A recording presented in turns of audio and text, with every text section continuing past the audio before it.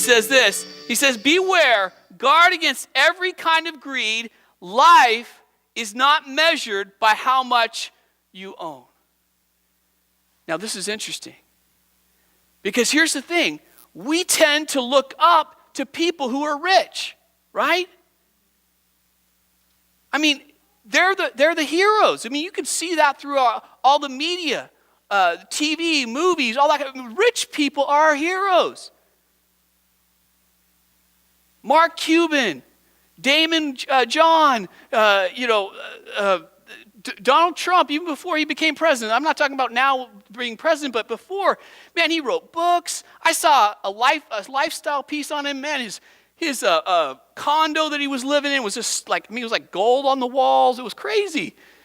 And man, and I'm not saying that's wrong. I'm just saying, man, it was like, wow, I wish I had that. Man, how awesome. We look up to Mark Cuban, but why? Is it because he did something great? No, I mean, he may be a great guy, I don't know, but that's not what he's known for, right? He's known for how much money he has, right? All the things he does, and that's why we look up to him. And Jesus is saying, wait, it's not, your life isn't measured by how much you own. That's not the measure of success. And there's a couple things that I want you to notice about what Jesus is saying here. What's implied by what Jesus is saying here? He says this.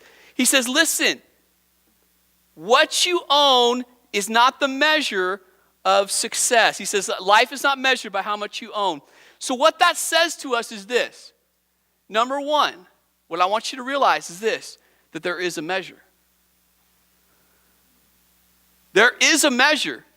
There is some measuring stick that's going to be used in your life to evaluate your life and say, yes, you were successful. There is an end zone. There is something that's going to measure your life and determine whether you were successful or not. Jesus just says it's just not how much you own. That's not the measuring stick. There is one, it's just not that.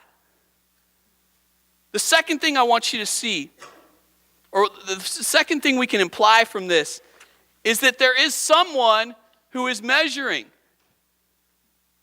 There is someone who is evaluating our life and saying, yes, they're successful, or no, they're not.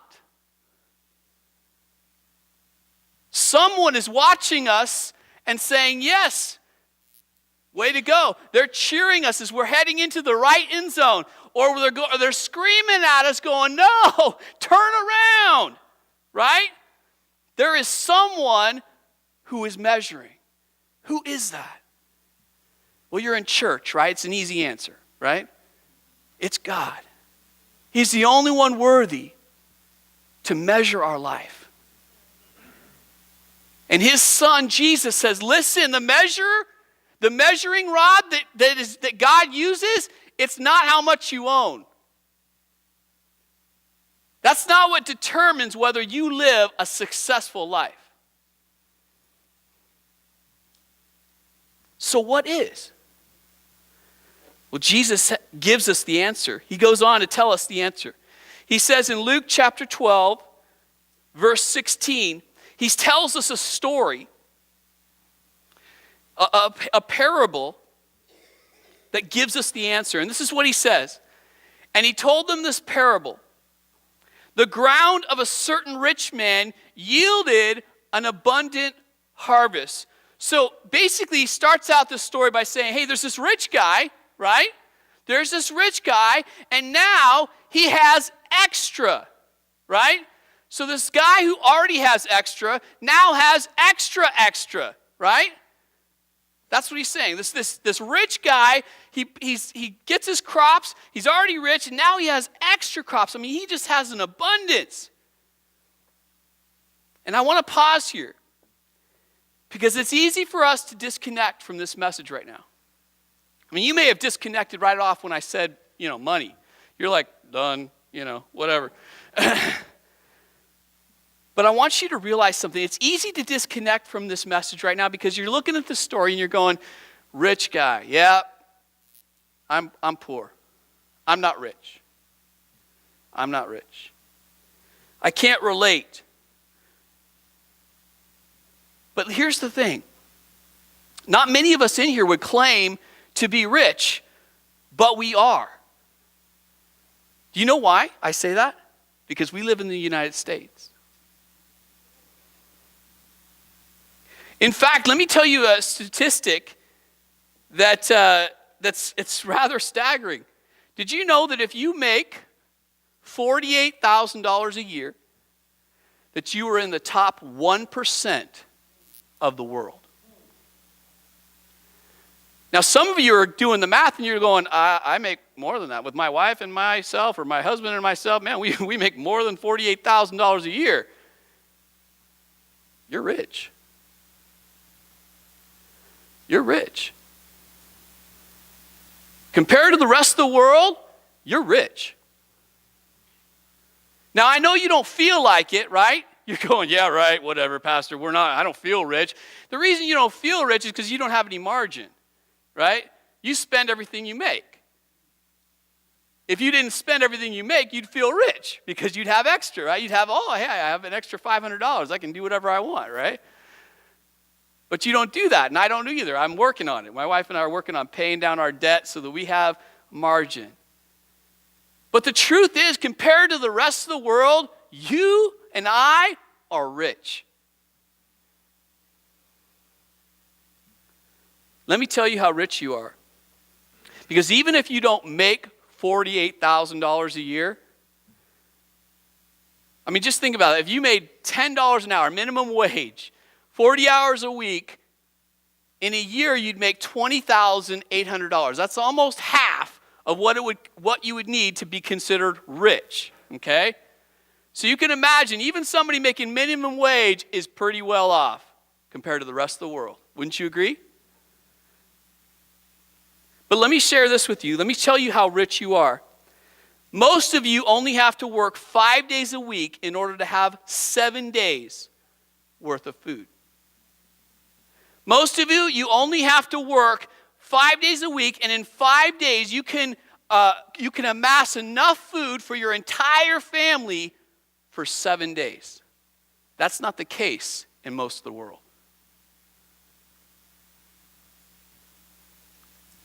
Now let me tell you what this means. If you work 60 hours a week and you get 8 hours of sleep a night, that leaves you with 52 hours a week off.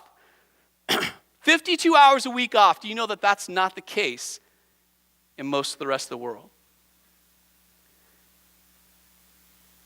Most of us, in our job, we will get at least 1 week of paid vacation off, right? Many of us would get that. Do you know that there are people in the rest of the world that can't even imagine going a whole week without working and getting paid for it? That's only rich people get to do that. My wife and I just sat down to lunch with the Teen Challenge director from Cambodia. And the missionary that brought him, actually my wife and I, we asked him, so what do you think about the United States? And he looked, and the missionary friend, he's a friend of ours, and he said, you can be honest with them. They're friends. You can tell them what you think. And he was trying very carefully not to be offensive, but I could see what he was trying to say. Basically, we live in Disneyland. Right? I mean, the things that we have, the things that we take for granted. Listen, I'm not trying to make you feel guilty. I'm really not. It's okay to have stuff. It's okay to be rich. That's not the issue. I just want you to understand that you are rich. You are rich. So don't check out of this message, because this message is for you. This rich guy is you, because we're rich. We may not feel like it. I get that, okay? I get that. We don't feel rich, but we are. All right? So let's go on. So a rich guy gets something extra, right? Luke chapter 12, verse 17 says this. He thought to himself, what shall I do? I have no place to store my crops. Oh no. I ran out of room to store all my wealth. Right? Do you feel his pain right now? Do you feel sorry for him?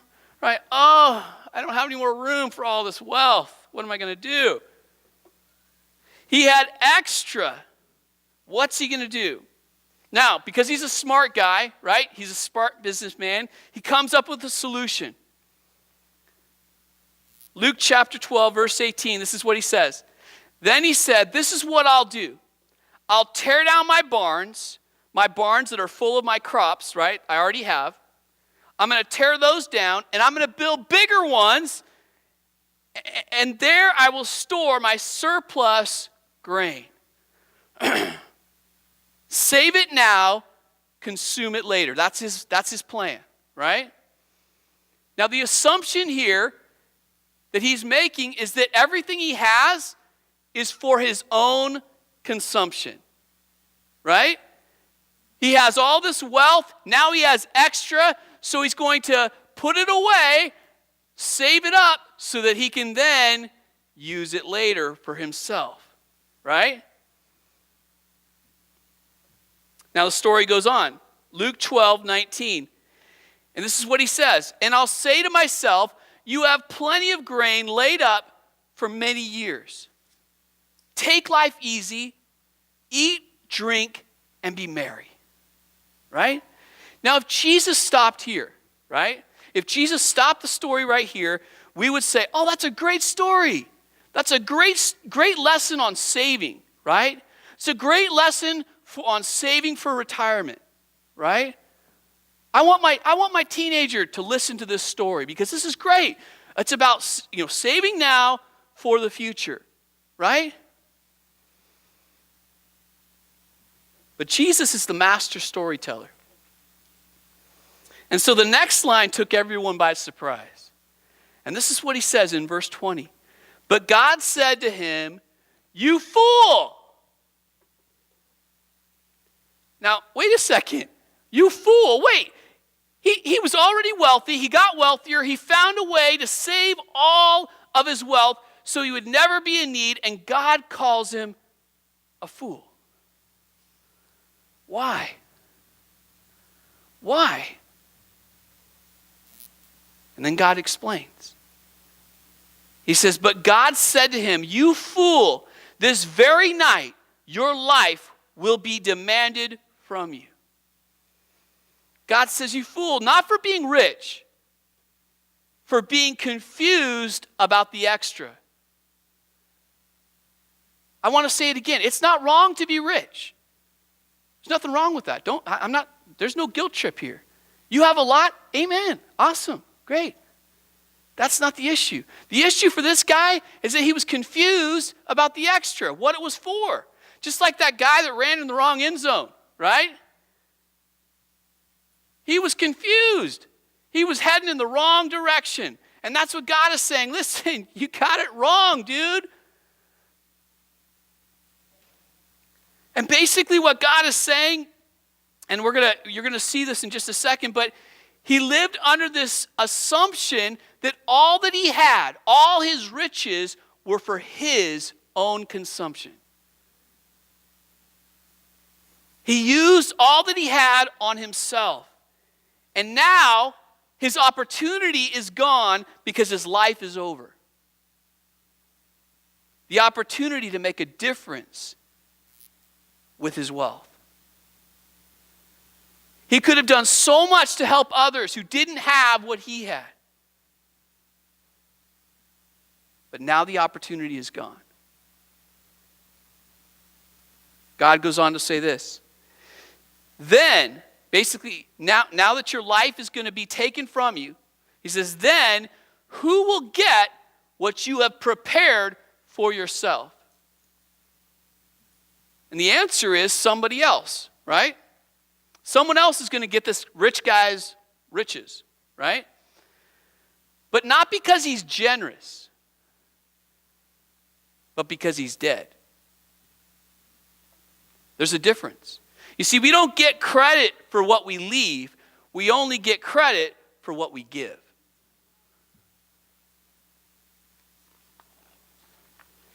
Everybody leaves the same amount.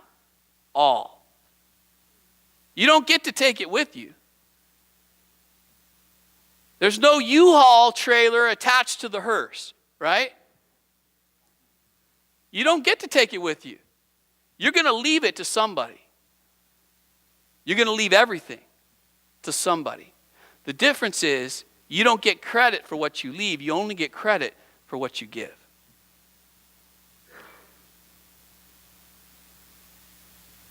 Now, at this point in the parable, Jesus, his audience is so disturbed because it's messing with their whole view of wealth and who God blesses and who God doesn't bless. And then Jesus speaks to his audience and he applies the parable and he says this. This is what he says. This is powerful. Luke 12:21. This is how it will be. How will it be? Total loss. That's what he's saying. Total loss. This man lost everything because he died, and he lost the opportunity to do something important with what he had. Time ran out. He says, this is how it will be with whoever stores up things for themselves, but is not rich towards God. This is how it's going to be. In other words, if this is your attitude, store up everything I have for myself and my own consumption. Exactly what happens to this rich guy happens to you or me. We run into the wrong end zone.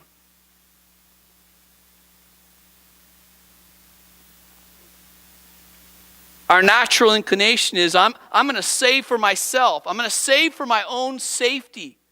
I'm going to protect myself financially. I'm going to save and hoard my way to safety. And Jesus says, if you do that, you set yourself up for complete and total loss. Because you made the assumption that everything that's placed in your hands is for your own consumption. And he says, but if you do that, you're wrong. You're heading in the wrong end zone. Because what we need to be doing, the right end zone says, I need to be rich towards God. It's not about me. I'm going to spend what I have on myself. I'm going to do all these things for myself. I'm going to save my way into safety. No. We need to make sure that we are rich towards God. What does that mean?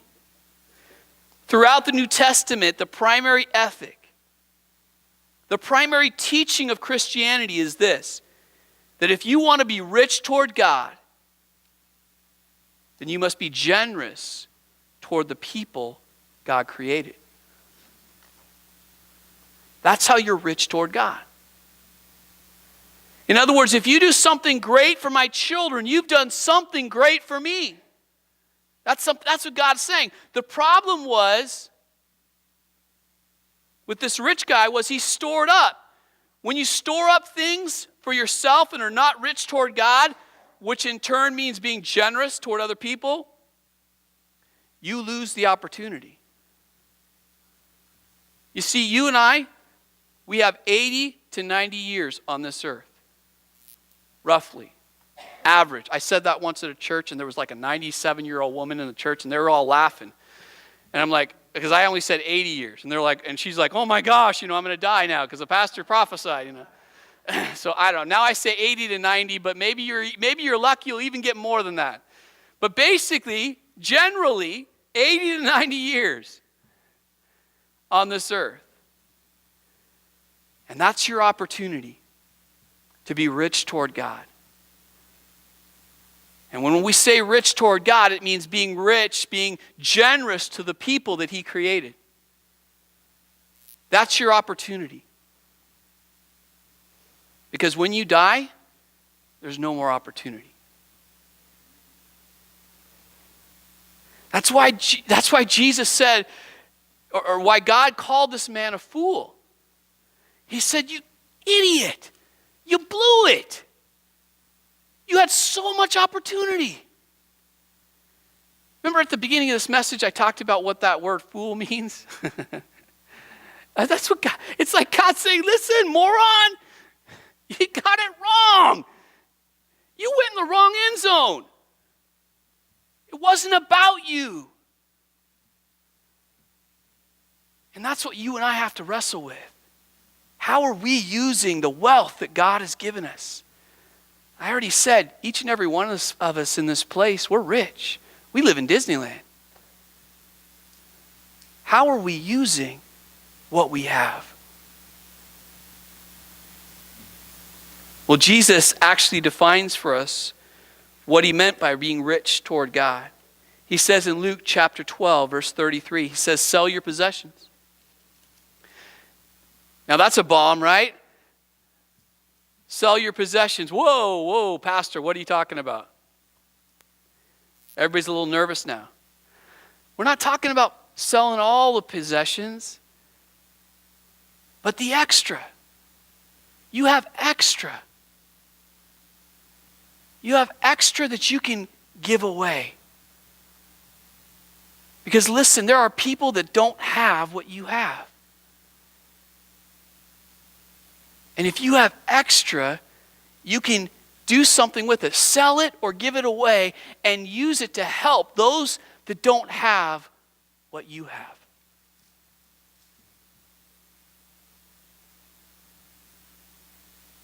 Rich people have extra stuff. What we're talking about is this. If you have, I don't know how many times, I would imagine if you were to go through your house, you're going to find that you have extra. You have two of things that other people don't even have one. How many lawnmowers do you have? I know one family, me either. I have one that's broken. But, I've heard of one of the guy, he has like 4. One of my neighbors was talking about, he's got a whole bunch. He fixes them. He just keeps them in his house. I'm like, why do you need that many lawnmowers? I don't know. But that's the way it is for us. We have a lot. Maybe you have extra clothing. Did you know that there's people in the world that have like maybe 1 or 2 outfits, period? How many clothes do we need? Maybe you could give some. I'm not saying all. I'm not trying to make you feel guilty. Have a bunch of clothes. Wonderful. But if you have extra, this is what Jesus is saying. Be rich toward God. Because it's not just about you.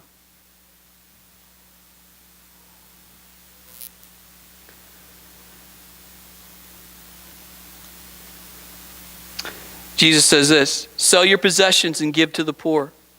Provide purses for yourself that will not wear out. A treasure in heaven where no thief comes near and no moth destroys. For where your treasure is, there your heart will be also. Jesus says that when you take your extra and when you give sacrificially for the benefit of other people, that somehow in the life to come, you receive a reward. You receive treasure. Treasure in heaven. The lesson Jesus is trying to get across through the story is simple. This is the lesson. The measure of your life is not based on how much you own, but on how much you give. That's the measure that God will use to determine whether your life is a success. How much did you give away? How much did you sacrifice? You know why that's important to God? Because God is a giver. Just look at John 3:16. For God gave his one and only Son. God's a giver. He has given us so much, and he wants us to be like him. He doesn't want us to be self-centered. He doesn't want us to use everything we have for our own purposes and our own, whatever, consumption. He wants us to be generous like he is generous. That's the measure. of a successful life. This is hard. This is why it's so hard to talk about money in church. People don't like it because it's hard. We like our money. We like our money to stay with us. It makes us feel safe, right? Giving it away is not easy. I know that. I'm going to tell you a story. When I was a teenager, I think I was probably close to 18, 19, there was a Speed the Light bike ride. It was a youth group sponsored event. All the youth in our section of our district would get together and we would do this bike ride. It was 300 miles. Okay? Now, this was my second year going. The first year I actually rode in the bike ride, right? And basically what you do is you get pledges and then you ride 300 miles and then those people that pledge money they give and all that money goes towards missions, right? So the first year I rode in the bike ride. The second year I was considered support. And basically what that means is they would stand me on a corner because these are young people, these are teenagers, junior high people even. And we're riding through different streets and all that kind of stuff. And so what they would do is they would place someone like me on a street corner where there was a turn, right? So the bike riders, they're biking down the street and they need to make a turn. They need to make a right-hand turn. And so what I would do is I would see the bike riders and I'd go, okay, turn here, right? So we didn't lose anybody, right? That was my job. I was one of many. Right? That was my job. Stand on the street corner and go, okay, go here, turn here. Now, it was, I want to say maybe the first or second day of this bike ride.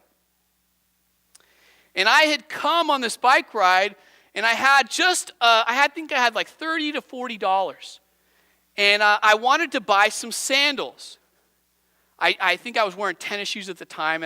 And so I wanted to stop at a store and see if I could buy some special sandals, okay? And I was hoping that I had enough money, right? I wasn't sure how much they were going to cost. I was kind of nervous about it. And I'm sitting on the street corner and I'm going like this. I'm telling the bike riders to turn right. And all of a sudden I see this guy with a shopping cart. He's a homeless man. And the shopping cart is filled with his possessions. You've seen that kind of thing. And he's coming towards me. And all I could think was, oh, don't bother me. Oh, I don't have time for this. I got to make sure I get these guys going in the right direction. I don't have them. I have money, but I don't want to spend it on that. I want to buy these sandals. All I could think about is just leave me alone. Just leave me alone. And here this guy pushing his cart rolls up. And all I can think of is just leave me alone. And he comes up to me and he says, you don't want to hitchhike, son. And he gives me $1. He says, here's $1 for the bus. And right at that moment, during the bike ride, they had a car with a video camera videotaping this bike ride. And right at that moment, as this man is handing me $1, the car comes along and there they are and they're videotaping the whole thing. And it's funny, I laughed. Right up until they showed the video to the 200 to 300 bike riders. And afterwards, they came up to me, so many came up to me and said, man, that was awesome that you were ministering to that homeless man. And every time they said it, it was like a nail in my heart because I knew I wasn't the hero. He was. I just wanted him to leave me alone. I wanted my sandals. And all he cared about was me. He was the hero, not me. And that's to my shame that I wasn't generous with what I had. I had shoes on my feet. I could have given him something, but I chose not to. He had nothing, and he gave me so much. He was the generous one. His life was successful. In that moment, God would have said he was the successful one. He's the one that crossed the right end zone, not me. What about you? What about you? Which end zone are you running towards?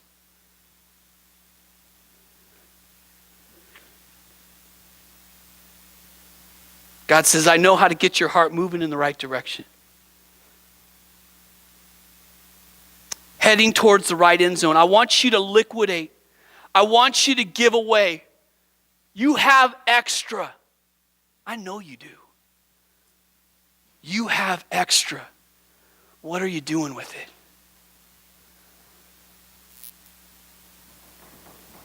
The purpose of this message is get you to realize that in this life, we have tools to use. In this life, we have unprecedented opportunity.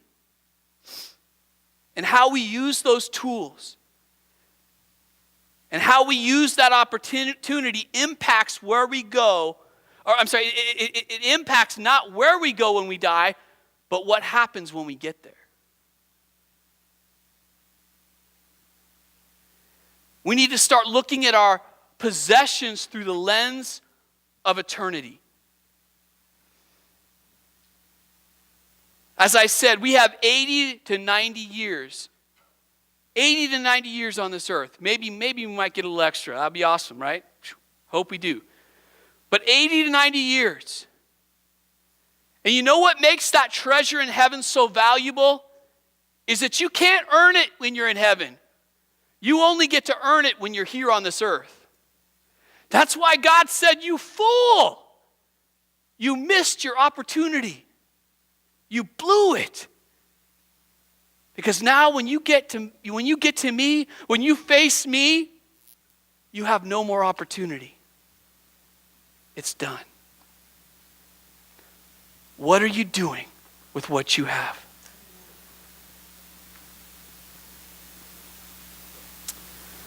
I want to do something. I want to ask you. I think everybody in this room is rich in some way.